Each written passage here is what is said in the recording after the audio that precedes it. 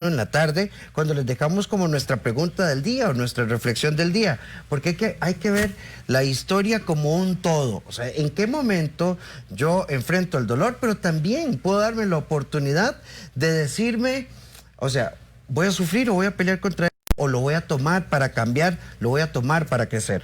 Así es, y por eso la invitación desde ya para que entren a nuestras redes. Y ahora que multimedios en Facebook, ahí está la pregunta con la que hemos estado interactuando la tarde de hoy. ¿Has tenido un momento que cambió tu vida para bien? Nos encantaría conocer ese momento y compartir con vos. Y tenemos, por ejemplo, a Carmen que nos dice: ahora estoy en ese momento, tengo 68, me siento más tranquila y en paz a nivel emocional. Sentí ese cambio desde los 60. Y esto precisamente es una invitación que nos dice: no hay edad, el momento lo define nuestra mente, el momento lo define nuestro corazón. Y por eso la invitación para que se queden con nosotros con esta super historia de hoy. Así que bueno, tenés en algún momento una preocupación, y esta semana hemos venido trabajando una idea importantísima. No hay dolor pequeño, no hay dolor grande. Existe tu dolor, existe tu historia, y te corresponde a vos tomar las decisiones. No sé si Juancito tendrá por ahí la imagen con la que cerramos ayer, la fotografía que promocionamos, porque cuando vemos esta foto vamos a entender lo que pasó y lo que vivió Dayana, que hoy está con nosotros. Dayana, bienvenida, y a celebrar tu vida. Gracias a ustedes por la invitación. Gracias por aceptar la invitación, Dayana. Tu historia realmente, ayer cuando nos despedíamos con la fotografía, con el carro, a ver, cualquiera ve esta fotografía y dice: no sobrevivieron. Ninguna de las personas, y es que muchas veces hemos pasado por carretera y vemos un accidente, vemos un carro así como queda y decimos: no sobrevivió nadie. Y aquí estás para contar tu historia. Para honra y gloria de Dios, definitivamente. Dios es bueno y misericordioso, y yo digo que si aquí estoy, aquí estamos, es por algo, y algo grande. Dios me lo ha mostrado a lo largo de mi caminar, y como les comentaba, ha sido la experiencia más chiva de mi vida, realmente. Sí, qué impresionante escucharte decir esto, ¿verdad? Esta experiencia que significó acercarte a la muerte, pasar por una amputación, pasar por múltiples cirugías, tener que reaprender, pasar por mucho dolor, decir: ha sido la experiencia, así literal, más chiva de mi vida. Pero antes de llegar ahí, a cómo abrazaste esto, empecemos por la historia. El día antes de este accidente, ¿verdad? ¿Cómo era tu vida antes de este accidente? Para gloria de Dios siempre me he sentido muy bien. Tengo una familia muy linda, muy grande y muy chineadora. He tenido la oportunidad de estudiar toda mi vida y de tener personas muy lindas conmigo. Antes de esto, sí podría decir que mi vida cambió por completo. Y no digo ni me vanaglorio, ¿verdad?, de que era muy buena, una santa o algo así, pero todo cambia. Antes de esto, sí puedo decir que era un poco más egoísta hasta conmigo misma. Veía la vida de una forma muy diferente.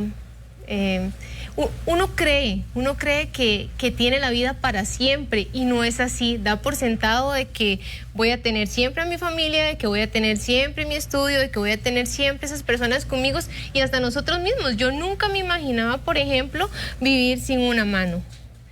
No me imaginaba nada de estas cosas. Y cuando todo esto pasó, todo cambió y para bien. Antes podía decir que era más superficial, más pesadita. Centraba mi vida en cosas que ahora sí las veo como mundanas, como pasajeras, algo que no es para siempre. Cuando hablas de o mundanas o pasajeras, y de este egoísmo personal, ¿a qué haces referencia, Dayana? Justamente eso, a a la forma en que podía ver la vida o a lo que me centraba que realmente me importaba, lo que para mí era importante, o a las personas que yo admiraba, o a los momentos que me gustaba pasar, gozar, disfrutar, lo que realmente se puede acabar en un momento, lo que es mundano, lo que es pasajero, lo que hoy por hoy para mí no tiene tanto sentido. Dayana, ese día, entonces, ¿qué pasó? ¿Cómo empezó ese día?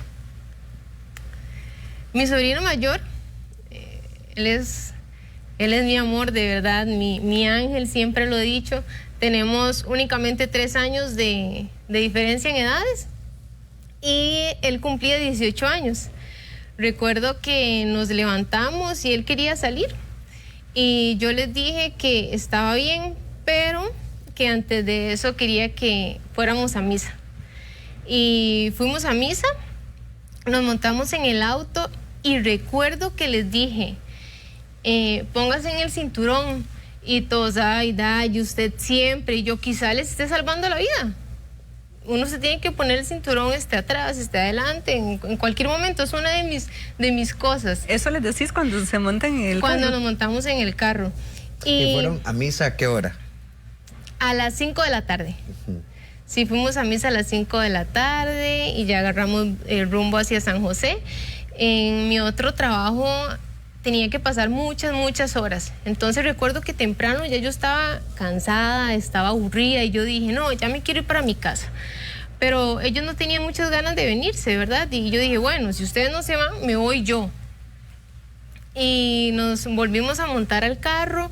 Y esta vez sí que no usamos cinturón, ¿verdad? Los que venían adelante sí. ¿Y ya qué hora era?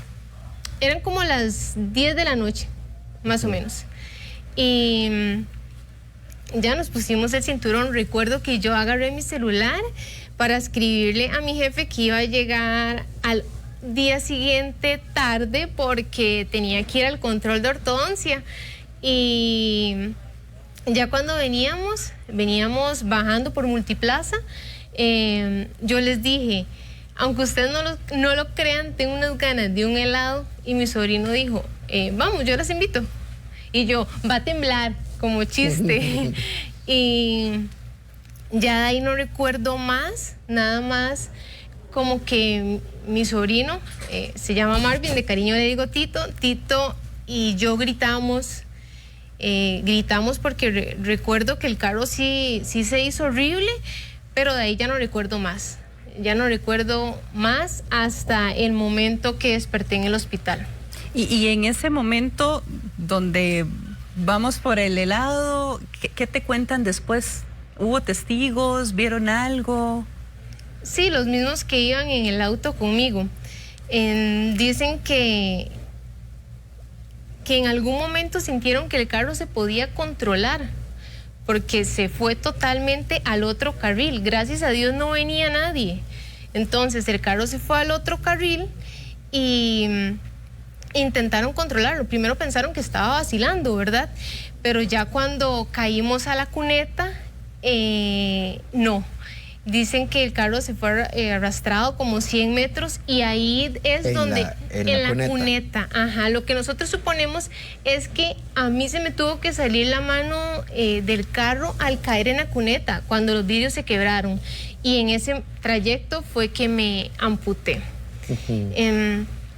Dicen que para todos fue como qué susto, por dicha ya paró el carro. Gracias a Dios a ninguno de los 3 que viajaban conmigo les pasó nada.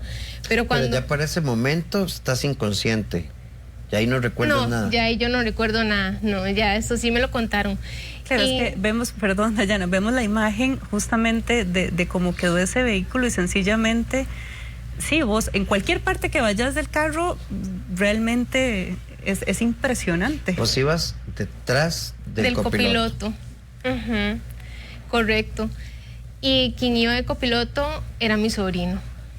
Entonces dicen que cuando él volteó a ver y me vio el brazo, ya estaba amputada, ellos salieron del carro desesperados y comenzaron a pegar gritos. Mi sobrino llamaba a casa y solo decía, Dalli, es que Dalli, pero no decía nada y cortaba y volvía a llamar.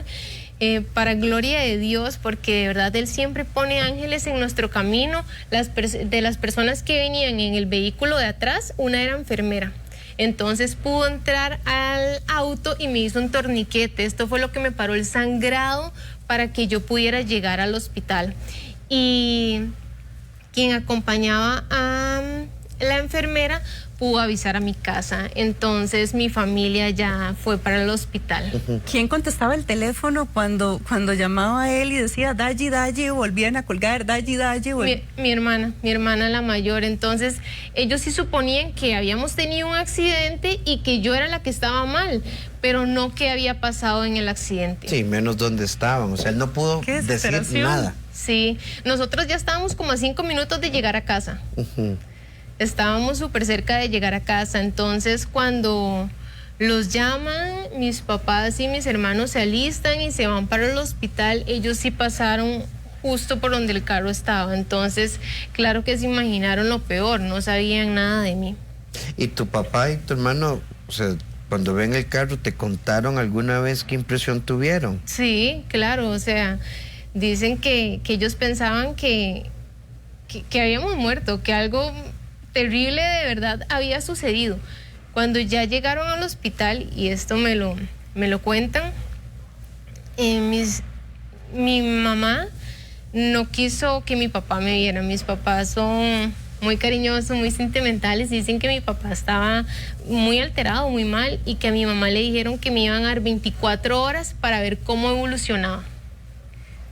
Eso en relación a la vida, no al brazo en ese momento. Ajá, o sea, estamos hablando de la vida a la muerte. Sí, a la vida. Ya le habían dicho que yo había perdido un brazo, que estaba de una vez, que ya me llevaban para quirófano, solo dejaban que alguien entrara. Entonces entró mi mamá y dice que fue terrible, que ella pensó que yo iba a morir, que estaba totalmente entubada, conectada a 1000 máquinas y que estaba en blanco, ¿verdad? Que se imaginaban lo peor. Después que mi hermano llegó y le imploraba al doctor que por favor me salvara, que él le daba todo lo que él tenía, todo lo que él podía, pero que por favor me lograra pegar la mano y si no que me salvara la vida. Pero ¿y había lesiones en alguna otra parte del cuerpo? Sí, claro. Fuera de la amputación se me abrió el párpado y ahí entraron muchísimos vidrios. A raíz de esto sí me han tenido que hacer muchas cirugías en la frente, en el párpado. Mi brazo quedó totalmente expuesto, me quedó sin nada de piel. Entonces también entraron muchos vidrios, me tuvieron que hacer varios lavados quirúrgicos también para poder extraer todo lo que había entrado en ese momento. Para ese momento vos inconsciente. Sí, totalmente inconsciente. Cuando ya yo desperté en el hospital. Pero antes de despertar, ¿cuánto duró tu primera cirugía, la de emergencia? No recuerdo con exactitud, pero dicen que pasé bastantes horas en el quirófano. Y tras de eso, en ese momento le habían dicho a mis papás que solo me daban 24 horas para ver cómo evolucionaba, porque sí me habían parado la sangre con el torniquete, pero sí había perdido demasiado sangre y sí estaba muy golpeada y sí estaba muy mal, muy mal. Sí, es que la imagen es el párpado completamente desprendido, con vidrios, el brazo, o sea, donde te amputaron, el brazo igual también, todo el brazo totalmente expuesto. Entonces, cirugías de cirugías. Sí, me han hecho muchas cirugías. En la frente me han podido operar 12, 15 veces, el párpado me lo reconstruyeron y también me han operado varias veces para extraer vidrios, el brazo, con la amputación, los lavados quirúrgicos y también para extraerme más vidrios en la pierna. Del mismo golpe se me hicieron varios quistes y ya yo tenía un problema varicoso, de vascular periférico y con el golpe fue exagerado. Tuvieron que también sacarme la safena y hacerme otras cirugías. De hecho, la última me la hicieron hace un año. En la espalda también, por pasar tanto en cama, se me hicieron unos quistes, entonces también me tuvieron que operar. Me han operado muchas veces. Claro. Te despiertas desde la primera cirugía. Ese es tu primer momento consciente. ¿Y ahí qué pasa? Cuando yo me desperté, lo primero que vi al frente en la pared donde estaba fue al Padre Pío. Yo soy católica, creo mucho en Dios, creo mucho en la Virgen. En ese momento podía decir que mi fe estaba un poco quebrantada. De hecho, siento que mi accidente me trajo muchas respuestas de lo que le pedía mucho a Dios, porque lo que le pedía era eso, esa fe, esas ganas de ver la vida desde otra perspectiva, esa motivación, esas ganas de luchar, de seguir. Y yo sentía que por más que oraba, no lograba sentirme llena. Siempre era un vacío muy grande, una cosa muy fea, muy extraña. Y cuando yo despierto y lo primero que veo era el Padre Pío, donde no era ni creyente de este santo. Sí le preguntaba mucho a mi hermano porque él siempre ha creído en el Padre Pío. Yo nada más lo miraba fijamente y yo decía, él es el Padre Pío, él es el Padre Pío. Y intenté sentarme porque el brazo me dolía muchísimo, pero no podía. Entonces cuando intenté sentarme, sí tenía este cuello, tenía un ojo totalmente tapado y no logré ni siquiera moverme. ¿Y te despertas solita? ¿Estás sola en ese momento en la habitación? En ese momento estoy sola. ¿Pero te despertas al día siguiente, varios días después o...? Al día siguiente. Al día siguiente, ya cuando había pasado los lados quirúrgicos y la cirugía donde me amputaron bien. ¿Y el primer contacto con tu familia, cuándo fue? En ese momento tenía como menos de una hora de haber despertado. Fue primero ese momento con Dios, conmigo misma, enfrentando la realidad, ¿verdad? De ver al Padre Pío, el dolor que sentía. ¿Y ya sabías que estabas amputada? En ese momento no, nada más sentía mucho dolor y por eso era que yo quería sentarme para ver qué me había pasado. Entonces intento sentarme y no lo logro, me toco el ojo, lo tenía tapado, tengo este cuello, no podía moverme absolutamente nada y el brazo me dolía muchísimo, entonces, pero un dolor indescriptible. Entonces lo que yo hice fue intentar subir mi brazo, subirlo hasta donde ya podía verme. Y cuando me vi, ya no tenía mano. Yo quería ver qué era lo que tenía y por qué sentía tanto dolor, pero para mi sorpresa más bien ya no tenía mi mano. ¿Cómo es esa primera impresión a nivel de emociones cuando intentas levantar el brazo y te encontrás que ya no está la mano? Indescriptible. En ese momento, como les decía, más bien antes podía ser un poco más superficial o ver la vida de una manera totalmente vacía. Y en ese momento apenas yo levanto mi brazo y vuelvo a ver y veo que ya no tengo mi mano, sentí una paz que no puedo explicar, un abrazo que solo desde lo alto lo podemos sentir. No, era una emoción, era como ese susto o esa pregunta, ¿qué me pasó? ¿Por qué estoy en un hospital? ¿Por qué ya no tengo mi mano? Todo estaba bien, ahora me levanto aquí y ¿qué pasó? ¿Qué pasó? Pero sí fue como mucha paz, no lloré, no cuestioné nada, yo nada más quería saber qué me había pasado, claro, y por qué ya no tenía mi mano. Y el momento, esa hora es tu encuentro con Dios, que sos una mujer de fe. Es impresionante hablar de sentir paz en un momento de estos, ¿verdad? Porque no es lo frecuente. Ok, a la hora llega tu familia. ¿Cómo es ese primer encuentro y quién llega? Llegó mi mamá y mi papá. Primero entró mi mamá y recuerdo que me saludó. Yo estaba muy golpeada, muy hinchada y mi mano estaba con muchas vías, entonces de la misma hinchazón no podía ni siquiera unir los dedos.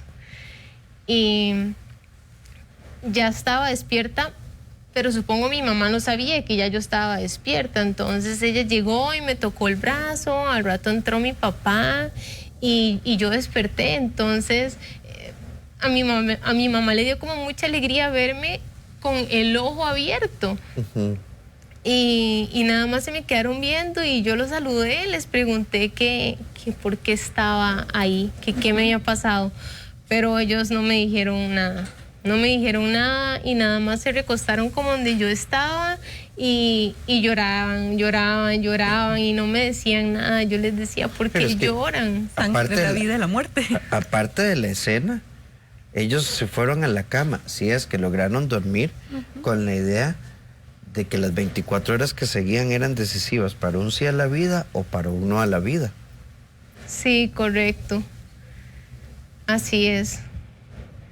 De todo este proceso, lo que a mí más me duele es eso, recordar a mis papás, cómo lloraban, lo que sufrieron y por todo lo que tuvimos que vivir. Y como les comentaba antes, digo tuvimos porque aunque yo era la persona que estaba viviendo esta amputación, todo este proceso, mi familia siempre estuvo muy involucrada y podría asegurar de que si en algún momento yo sufrí, ellos sufrieron más. Claro, porque hasta me imagino a esta mamá entrando primero para ver si papá podía entrar o no podía entrar, porque era como la que llevaba la supervisión emocional de la familia. Sí, una fortaleza increíble. Yo nunca imaginé que mi mamá iba a llegar a tomar todo esto con la fuerza en que lo hizo. Ahora, vos describís que esos primeros días o semanas en el hospital había muchísimo dolor y a la par vos decís que fue la experiencia más chiva de tu vida. Dolor, fe y esperanza. ¿Cómo empieza ese proceso estando ahí, sintiendo tanto dolor y que debe ser desesperante y vos decís indescriptible? Indescriptible. Es un dolor que yo no puedo describir con palabras, pero a la vez es un momento de paz y de fe que llegó a mi vida y que con el tiempo han ido creciendo. Justo después de que mis papás entraron, entró mi hermano y yo sí le pregunté que qué me pasó porque no recordaba nada, no sabía ni qué había pasado horas antes, el día antes, no sabía nada. Y mi hermano comenzó a recordarme por partes lo que habíamos hecho el día anterior y justo ese día. Cuando mi hermano ya me dice, ustedes estuvieron en misa, Tito cumplía años, ustedes salieron, yo comencé a recordar todo. Todo. Era como la luz que iba llegando a mí. Y cuando él me dijo, ya usted salió, y en ese momento tuvieron un accidente, lo primero que llegó a mí fue Tito.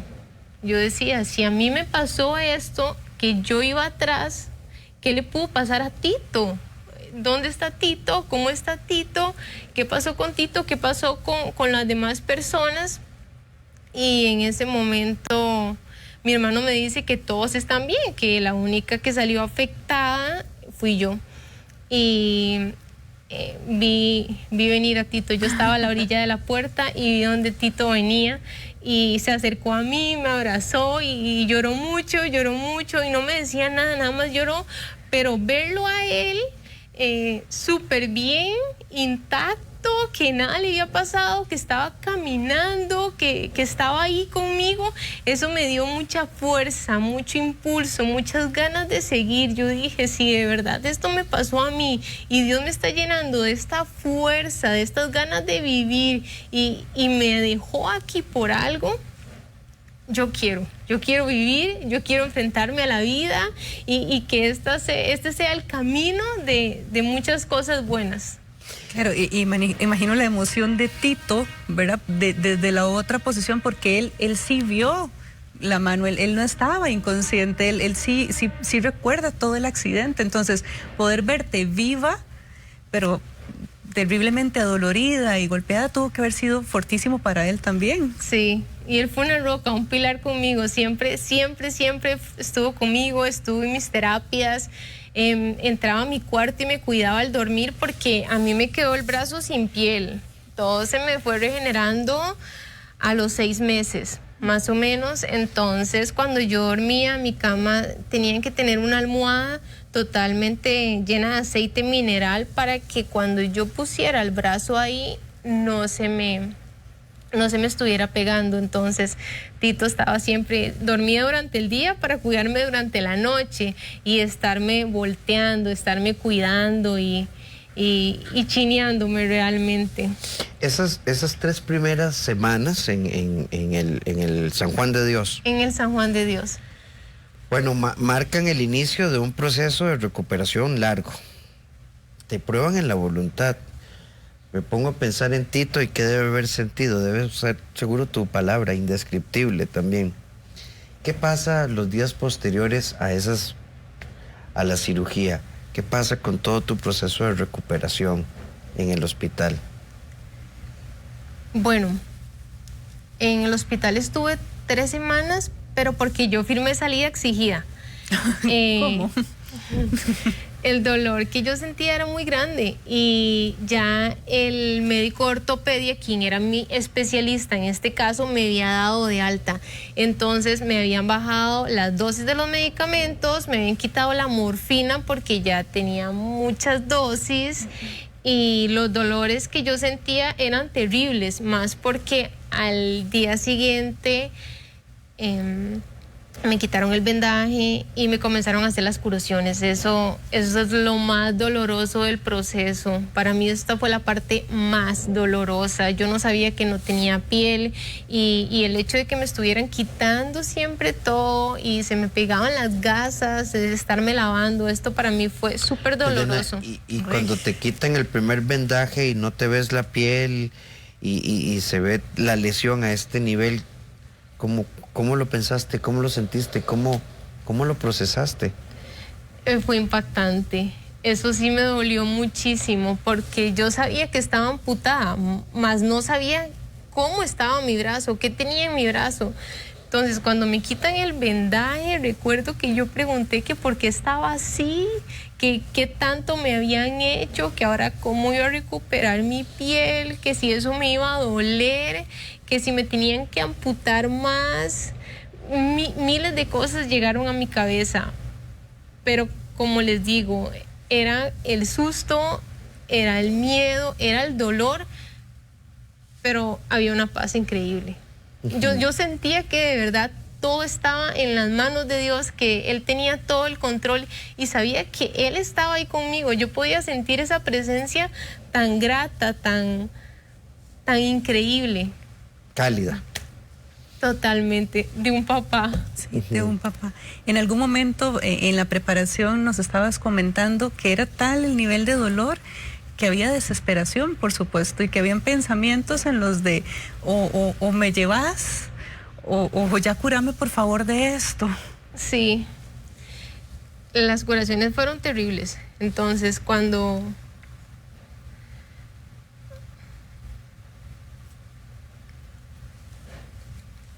ya pasa este momento y ya yo pregunto que por qué no me quieren poner más morfina, que por qué no me quieren dar más medicamentos, me dicen que el doctor dice que ya me tienen que ir bajando esto, que no me pueden tener tan drogada todo el día. Entonces yo pregunto que por qué no me dan la salida y me dicen que el oftalmólogo tiene que verme. Y recuerdo que Ángel estuvo en todo el proceso, pero una doctora en especial, seguro yo estaba ya preguntando con mucha necedad. Entonces se volteó y me dice: Dayana, ¿no entendés que no veías nada cuando llegaste? No te podés ir. Y me habló de una forma tan pesada, ¿verdad? Que yo sí me quedé como muy impactada. Entonces, en medio de todo eso, yo le decía: Diosito, yo siempre creí que me faltaba mucho tiempo más de vida, que todavía no estaba preparada, pero el dolor es tal que yo pido su misericordia, y si usted me va a dar fortaleza, y no por el hecho de verme ya sin una mano, porque sabía que mi mano ya no estaba y no iba a estar nunca más. Ok, vos entraste después del accidente sin vista, pero nunca lo percibiste. Vendada. Cuando te quitan el vendaje, sí podías ver. Totalmente. O sea, nunca te habías dado cuenta que hubo una ceguera transitoria, por llamarlo así. No, no, de eso sí que no me di cuenta. ¿Y qué pasa en esa salida exigida? Sí, en ese conversatorio que tenés con Dios directamente. Sí, yo le pedía eso, ¿verdad? Que me diera esa fortaleza para seguir. Y si no, que por favor me llevara. Y yo le decía a mis papás que por favor me tuvieran mucho en oración y que le pidieran a todos que oraran. Inclusive les dije un día que si ellos no podían ir a verme, que no me fueran a ver, pero que por favor hicieran un rosario en mi casa a la Virgen de los Ángeles y que lo ofrecieran por mi salud. Que lo ofrecieran por mi salud y que invitaran a todo el que podía, porque yo le pedía mucho a Dios de que si me iba a dejar ahí, que me diera esa fuerza, pero sino que por favor me llevara, porque el dolor era increíble. Cuando ya conversamos con los médicos, tuvieron que esperar que mis papás llegaran. Ellos me dijeron que la única forma de que yo saliera era que firmara una serie de papeles y que yo me hiciera responsable de todo lo que iba a suceder. Entonces, seguro mis papás en medio de la desesperación decían, sí, Dayana se tiene que ir. Yo ni siquiera pensaba cómo iba a estar en mi casa y cómo iba a estar más aliviada, ¿verdad? Yo decía, seguro me van a comprar inyecciones, pero ya me quiero ir para mi casa.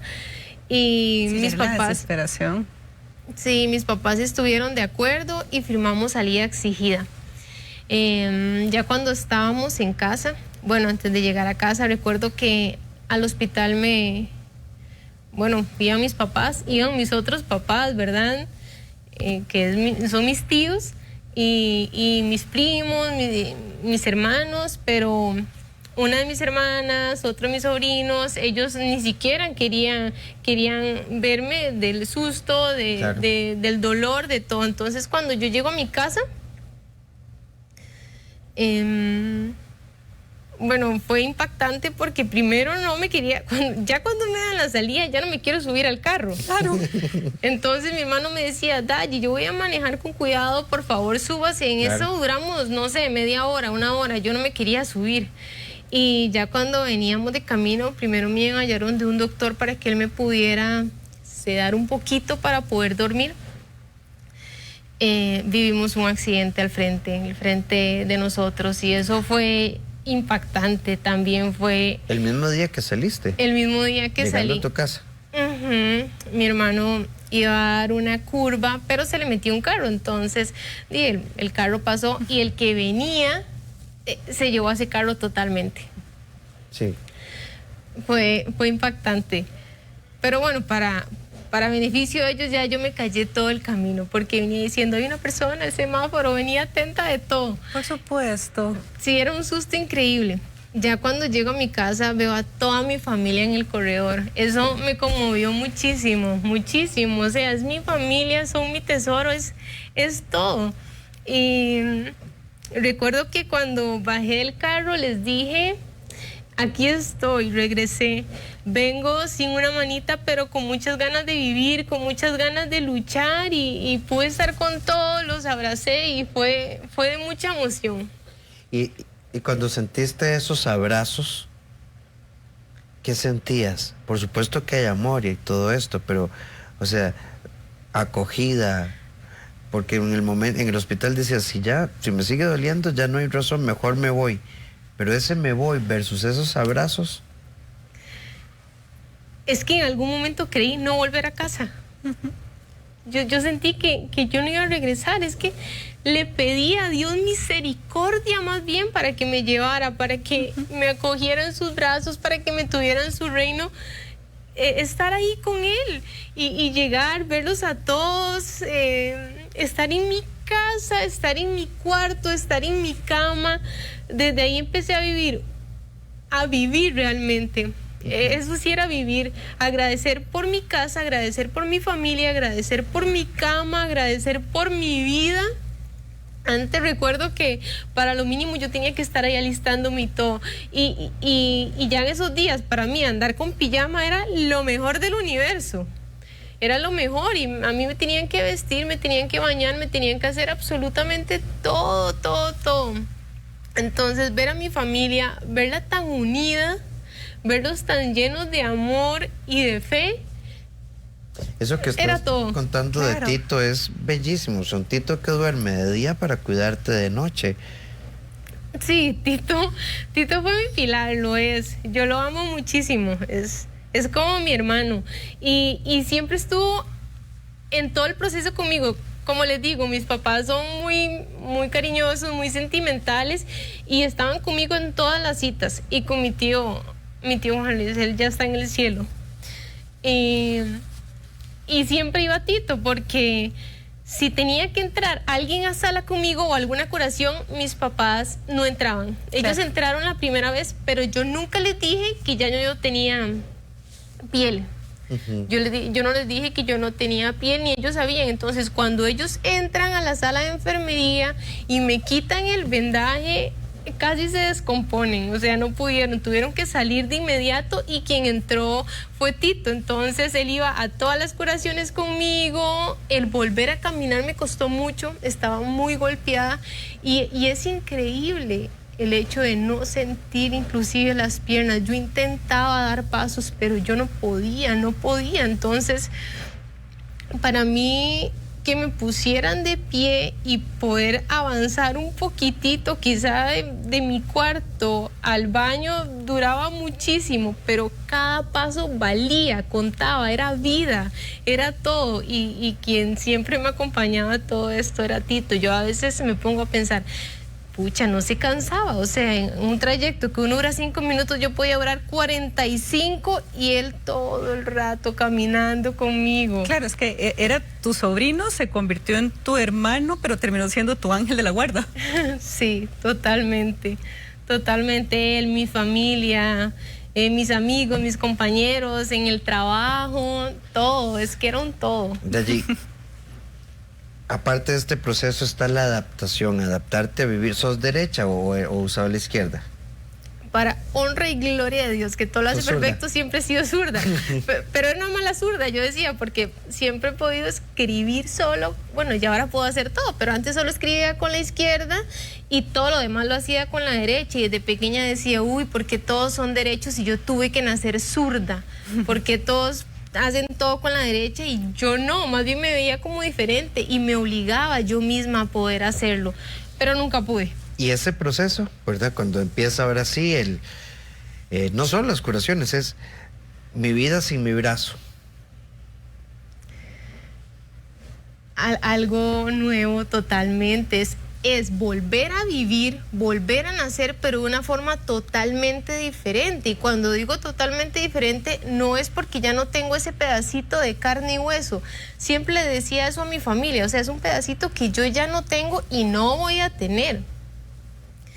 Pero fuera de esto también está la parte espiritual, la forma de ver la vida, lo que realmente para mí ya es valioso.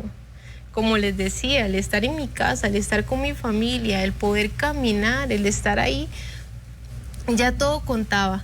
A mí me trasladaron al INSS, gracias a Dios mi hermano, en ese momento solo el Espíritu Santo lo pudo iluminar para que yo estuviera en el San Juan de Dios, y él dijo, bueno, también voy a ir a abrir el caso al INSS. Entonces me pasan para el INSS y ahí comencé a recibir todas mis terapias y todas las demás cirugías. Entonces ya tenía que estar viajando todos los días al hospital, ¿verdad? Entonces en todo este proceso ya comencé a perder más el miedo del carro. Ya no me daba tanto miedo montarme al carro, ver a la gente. Yo lo que deseaba en ese momento era como que todos me vieran, como decir, estoy viva y no tengo una mano, y vean que puedo caminar y vean cómo puedo hacer ahora las cosas, y también redescubrirme nuevamente, porque yo podía tener muchas ganas de trabajar. Yo podía tener muchas ganas de todo, pero no sabía ni cómo lo iba a enfrentar. Y es que ahí hay dos procesos, ¿verdad? Porque es aprender a hacer todo con una mano. Todo. ¿Verdad? Ponerse las medias, atarse el pantalón, o sea, todo con... Pero además es aprender a vibrar sin un pedacito, como vos decís, y sentirse completa. Sentirme completa. Esta frase que utilizas lo dije en todo en ese trayecto, en ese proceso. O sea, ya no tengo un pedacito de mí que obviamente, ¿verdad? Me hacía falta, nací con mi mano y pues a uno le hace falta. Pero me sentía más completa que nunca, más completa que nunca. Y bueno, mis papás y mi familia no querían que yo hiciera absolutamente nada. Por supuesto. O sea, nada. Entonces, cuando ya yo comienzo a ir al baño sola, ya me da como esa alegría. Entonces, a cada rato quería ir al baño o quería levantarme. Cuando ya dejo que ya no me bañan y ya me puedo bañar sola, cuando ya comienzo a mudarme, es toda una experiencia, ¿verdad? El sacar ya la ropa del closet y hasta pensar, ¿cómo me lo voy a poner? Los pantalones, yo antes ni siquiera pensaba en qué lado podía estar el botón ni nada, entonces es como ahora necesito que el botón esté de este lado para podérmelo abrochar. Ahora, contrario. Adaptarse, entenderse, reconectarse y como decís vos, ¿verdad, tía? A veces la vida es perfecta, pero uno no lo ve. Tenía la destreza izquierda un poco dormida. ¿Cómo se adaptó? ¿Qué empezó a pasar? Es algo que vamos a regresar porque hay mucho más de esta mujer, una mujer de fe que le falta un pedacito, pero que se siente completa. Ya venimos.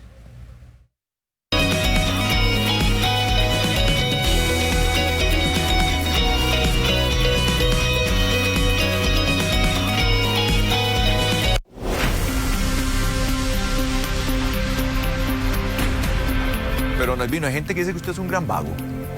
Bueno, voy a respetar esa opinión, pero... ¿Usted qué tiene que decir? Cuando a usted le dicen es que vago... exacto, eso es una ofensa muy grande para mí. Sí. ¿Cuál es el presupuesto de la ANEP? El millonario, no sé, tal vez, no sé. Perdóneme usted, pero la ANEP es un sindicato de APZ. Ok, ¿hay sindicatos de APZ? Sí, claro que hay sindicatos de APZ y ustedes los pueden contar. No, dígamelo usted, yo no pertenezco al movimiento social. No hay. Este miércoles 22 de julio a las 10 de la noche en Íntimo vamos a conversar con el sindicalista costarricense Albino Vargas Barrantes. Antagónico usted, don Albino. Bueno, hago un trabajo que es polémico y muchas gracias a usted por invitarme a su prestigioso programa.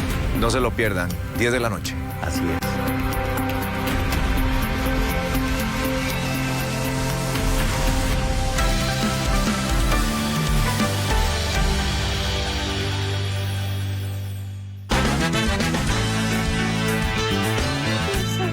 Yo no sabía eso.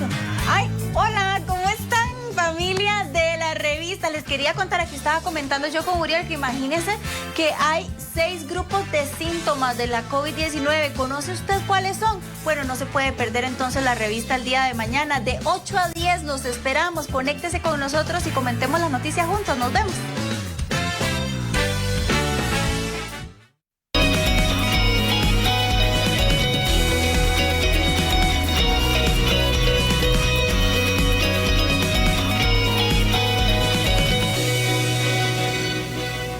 Y gracias por continuar con nosotros en su espacio. Y ahora que el día de hoy estamos con la historia de Dayana y además estamos compartiendo justamente con ustedes en redes. Recuerden entrar a nuestras redes y ahora que Multimedios en Facebook. Y tenemos un mensaje acá de Yadira que dice: muy valiente ella y qué fortaleza. Es una guerra la fe.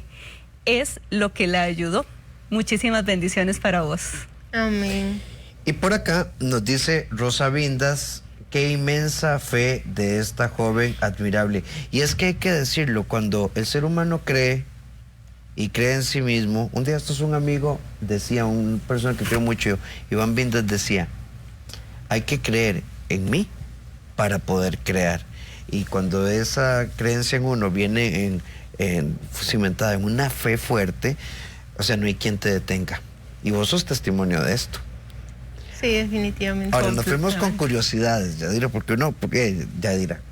Dayana, que uno se pone a pensar, ¿verdad? Y cómo se pone uno las medias, y cómo adapto el botón, de tantas cosas, ¿verdad? Que cómo cierro el reloj, ¿verdad? ¿Cómo es este proceso? Sí, es todo un aprendizaje. Claro. Es todo un aprendizaje. Justo en ese momento estaba con mis terapias físicas y esperaban ver cómo yo me podía desarrollar para ver si necesitaba terapias ocupacionales, porque mientras me hacían mis terapias físicas también me estaban extrayendo los vidrios, ¿verdad? Que todavía tenía. Entonces estaba como en eso siempre. Yo escucho vidrios y nada más pienso en el nivel de dolor. Sí, cuando me salen es cuando me comienzan a doler, o sea, no... ¿Todavía te salen? Sí, hace poco me salió uno como en el párpado, pero por dicha se fue corriendo solo, entonces no me lo tuvieron que extraer. Pero sí tengo muchos aún en la frente y en el brazo. Entonces, mientras estoy en mis terapias, ellos comienzan a preguntarme cómo hago muchas cosas, ¿verdad? Entonces, por un lado, yo quería hacer y deshacer, ¿verdad? Yo también quería encontrarme conmigo misma y ahora cómo voy a hacer esto, y ahora cómo voy a llegar a mi trabajo, y cómo voy a estudiar, y cómo voy a hacer tal cosa. Yo misma me preguntaba mil cosas. Sí, digitar, por ejemplo. Sí, todo, es que ya uno se acostumbra, y como les decía, uno da por sentado de que siempre va a tener todo, siempre va a tener todo. Entonces, en mis terapias iba siempre con mis papás y mi tío, pero siempre entraba solo mi mamá y me esperaban una salita. Entonces le preguntaban a mi mamá, ¿y cómo hace Dayana tal cosa? Y en el fondo mi mamá no me dejaba hacer nada, nadie me dejaba hacer nada. Entonces, cuando ya mi brazo comienza a cerrarse por completo, ya yo puedo dormir en mi cuarto, y ya puedo cerrar, y yo dije, ok, entonces yo voy a intentar hacer mis cosas, voy a intentar ponerme tal cosa, o voy a intentar correr tal cosa, porque yo más bien quería hacer todo sola. También fue un proceso, ¿verdad? Aceptar que necesitaba ayuda para hacer muchas cosas. Y recuerdo que en una de estas, ¿verdad? Bueno, ya yo me puedo mudar, ya me puedo vestir bien. Lo último que pude aprender fue ponerme el brasier solita. Siempre tenía que llamar para esto, y ya logro hacerlo. Entonces me siento súper feliz, me siento súper motivada. Yo más bien deseaba como que todo el mundo viera que yo podía, y que iba con todas las ganas de seguir, de luchar. ¿Y hoy haces muchas todo cosas. solita? Sí, ya hoy por hoy, gracias a Dios, puedo hacer todo absolutamente sola. Muchas cosas sí tengo que pedir ayuda. A mí me gusta mucho cocinar, prepararme mis cosas, ¿verdad? Pero cuando necesito, por ejemplo, pelar una papa, ya no lo hago. No lo puedo hacer, sí me da miedo, entonces sí pido ayuda. Pero así fui aprendiendo a hacer todo sola, el mudarme yo sola, cuando ocupaba buscar algo. Recuerdo que una vez solita cerré la puerta y buscaba algo en un mueble, y se me vino el mueble. Es un escándalo, y yo dije, mis papás, eran como al minuto, ya estaban, Dayana, ¿qué está haciendo? Dayana, ábranos. Y ese momento sí sentí frustración, entonces yo nada más oré mucho y le dije, Dios mío, que de verdad esto no me pase siempre, que yo logre sentir paz cada vez que voy a intentar algo y no puedo. Y de verdad, ahí me fui adaptando. Recuerdo que a veces me levantaba primero y tenía que esperar que alguien se levantara para que me ayudara a hacer el desayuno o a abrir los huevos, por ejemplo. Y yo un día dije, no, gasto el cartón, pero de que los abro sola los voy a abrir. Y de verdad comencé a intentarlo, y ya hoy por hoy, gloria a Dios, que de verdad ha sido mi mano derecha. He podido hacer todo, y para lo que no, sí tengo la suficiente humildad de aceptarlo, de decir, me ayuda. Muchas veces más bien en mi trabajo, en la universidad, me dicen, Dayana, mira, necesitas ayuda, y yo no. Qué movida de piso, Dayana, porque es que, a ver, donde estás diciendo cosas tan sencillas, tan básicas, que a veces damos por sentadas, como colocarnos el brasier, por ejemplo. No agradecemos, y justamente es esa conexión con el agradecimiento que tenés tan maravillosa, de poder de verdad decir gracias por absolutamente todo lo que puedo hacer en mi vida. Sí, correcto. Uno a veces cree que va a poder hacer siempre todo, o que siempre vamos a tener nuestros brazos, que siempre vamos a tener nuestras piernas y todo. Yo hoy por hoy digo, o sea, ya no tengo mi mano derecha, pero quizá mañana no tenga mi izquierda. Quizá mañana me falte alguna pierna, no tenga pelo, no puedo ver. Hoy estamos, mañana no sabemos. Nuestra vida cambia así. Dayana, en la preproducción, porque no lo podíamos pasar todo, hay videos tuyos, súper contenta, súper dinámica, en el trabajo, trabajas en finanzas, en tesorería, ¿verdad? Y ¿cómo fue tu regreso al trabajo?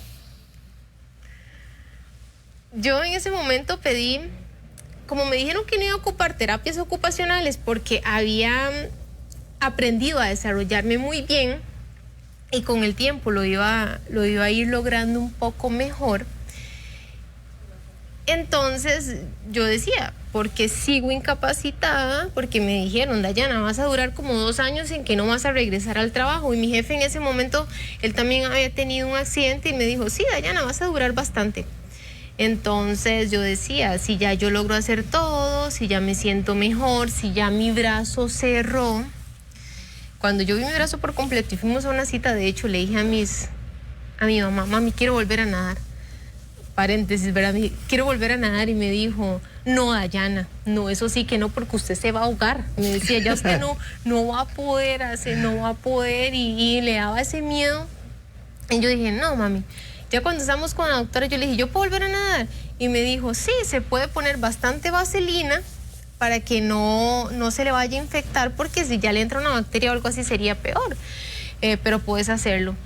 Y de verdad, el fin de semana siguiente ya yo estaba otra vez matriculándome y volviendo a mis clases de natación y volviendo a todo esto. Entonces yo dije, ya me siento bien, ya mi brazo cerró, ya volví a nadar, ya puedo caminar, ¿por qué no puedo entrar al trabajo? Entonces le dije a la doctora que si ella me podía dar de alta, y me decía, Dayana, ¿estás segura que ya quiere volver al trabajo? O sea, nosotros podemos extender su capacidad todavía mucho porque falta mucho. Entonces yo le dije que sí quería volver a trabajar, y yo tenía muchas ganas y tenía mucho entusiasmo y mucha fe y una energía increíble en medio de todo lo que pasaba. Me sentía totalmente agradecida con la vida, con Dios, de que me dejara nuevamente estar ahí, y me levantaron la incapacidad. Entonces hablé con mis jefes y le dije que iba a volver. ¿Y cómo fue ese primer día en el trabajo después de todo esto?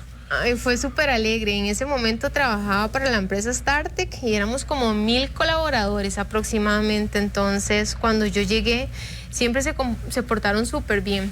En ese momento StarTech y la empresa de la que venía, ¿verdad? Para la cual laboro actualmente, AFC. Entonces tenían como a todos tan atentos de mí. Cuando yo llegué a mi casa, de hecho, cuando firmé salida exigida y sabían que yo para mi casa tenía muchas flores, globos, cartas, tarjetas, carteles, todo inundaba una felicidad, un entusiasmo. Es que, ¿cómo no iba a querer seguir viviendo? Definitivamente. Y ya cuando regreso, todo el mundo saludándome, preguntándome cómo estaba. Ese día fue como de saludo, ¿verdad? Y de poder estar hablando con los demás y contándoles un poquito de mí. Y yo sí tenía muchas ganas de trabajar y mucha energía, pero cuando ya más bien me enfrento con mi jefe y me dice, Dayana, mira, vamos a tener una reunión con el personal de tecnología para que puedan ver ahora todo su equipo, y porque sabemos que todo va a ser diferente y que todo va a cambiar. Y yo ni siquiera había pensado en eso. Yo decía, pues es cierto, ¿verdad? Ahora si todo va a cambiar, todo lo que yo tenía, porque como siempre he trabajado con números, todo siempre está al lado derecho. Y yo decía, bueno, ahora lo necesito nada más a la izquierda. Y me dice, necesita que le compremos una computadora diferente, ¿qué necesita? Y me decían un montón de cosas. Y vos ni idea. No, yo ni siquiera había pensado en eso. Más quiero regresar. Y yo les dije, no, yo no quiero nada más mi laptop y que todo me lo muevan al lado izquierdo y ya. Y yo más bien pensé que sí iba a tener suficiente energía para poder estar todo el día. Ellos me dijeron, no, Dayana, vení, trabajas mediodía y sigue, normal. Pero de verdad, ya cuando yo estaba en el trabajo sí sentía un cansancio increíble. Entonces mis jefes me dijeron, trabaje mediodía y mediodía pasas en casa, y pues así fue. Pero sí fue como impactante volver a sentarme en mi escritorio, ver la computadora, ver que ya no tenía nada al lado derecho, que tenía que volver, porque uno se aprende hasta los números, ¿verdad? El teclado, todo, y tener que moverlo todo al otro lado. Era como estarme viendo ahí, estar viva, estar feliz, estar agradecida, pero también un poco asustada porque ¿cómo iba a hacer? Tenía que volver a aprender. Ya no era que nada más iba a digitar, sino que tenía que ver las teclas. Ya nada estaba a este lado y tenía que ver al otro lado. Todo ahí comenzó a cambiar. Todo ahí ya comienza a ser diferente. Dayana, el tiempo empieza a descender, tristemente. Tenemos tantas preguntas. ¿Qué peso tiene el no en tu vida hoy? Y para los que están en casa, como que dicen, yo no puedo, no sé si lo voy a lograr, no tengo ganas, no me veo. ¿Cómo ves el no? Un limitante totalmente, algo que no existe, al menos en mi vida no existe. Si yo quiero de verdad hoy por hoy intentar algo, yo digo, voy a luchar por eso y que se vaya lo que se tenga que ir, que venga lo que tenga que venir y a lo que me tenga que enfrentar realmente. El no es algo que nos limita a nosotros mismos, es no tener primero fe en nuestro creador, porque de él tenemos el respaldo. Y yo digo que si nosotros queremos algo y es la voluntad de Dios, va a pasar totalmente. Es la fuerza de voluntad. Hoy por hoy hay cabalgatas, hay canopy, hay rappel, hay muchísimas cosas. Es disfrutar del todo. Me encanta. Muchísimas gracias, de verdad, Dayana. Gracias por esa energía que nos conecta con la vida. Gracias por estar acá. Honradísimos, gracias por conectarnos. Vos sos el lema de que digo yo, hay que vivir en clave de sí. Así es. O sea, sos un vivo testimonio de esto.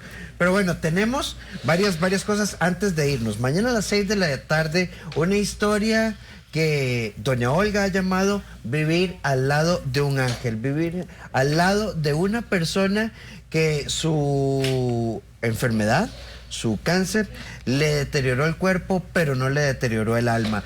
Tienen que ver esta historia porque va a ser maravillosa. La historia de un ángel es profundamente conmovedora. Así es, un acompañamiento desde el amor, un acompañamiento desde la entrega, un acompañamiento desde la incondicionalidad. Así que mañana 6 de la tarde para poder escuchar a Olga con su historia. Y además, si tienen una historia para compartir, una historia inspiracional, pueden escribirnos al correo y ahora que @multimedios.com. Así que ya saben, o también al inbox en el Facebook, nos encuentran ahí y nos envían para poder estar revisando constantemente. Bueno, y aquí en la casa no queremos irnos antes de desearle el mejor de los días a Gabriel Mora, Bebo, ¿verdad? Que está de cumpleaños y esperamos, no sé por qué no ha llegado el queque, pero bueno, ya pronto. Probablemente ya llegó el queque, los globos y todo lo que le enviamos. Así que feliz cumpleaños y gracias a ustedes por acompañarnos. Recuerden también nuestras redes, síganos ahí, también escríbanos en el inbox de Y Ahora Qué. Chao, muy buenas noches. Que estén muy bien, nos encontramos mañana, Canal 8, 6 en punto. Hasta luego.